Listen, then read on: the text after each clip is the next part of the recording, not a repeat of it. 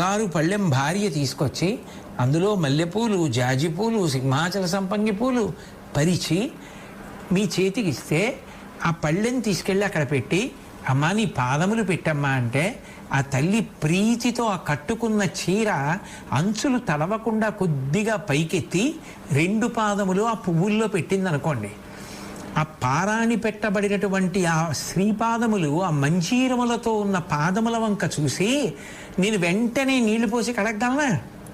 శంకరాచార్యులు వారు శివానంద లహరిలో అంటారు, కదా వా త్వాం దృష్ట్వా గిరిశతవ భవ్యాంఘ్రియుగళం గృహీత్వా హస్తాభ్యాం శిరసి నయనే వక్షసి వహన్ సమాశ్లిష్యాగ్రాయ స్ఫుట జలజగంధాన్ పరిమళాన్ అలభ్యాం బ్రహ్మాద్యై ముదమనుభవిష్యామి హృదయే అంటారు.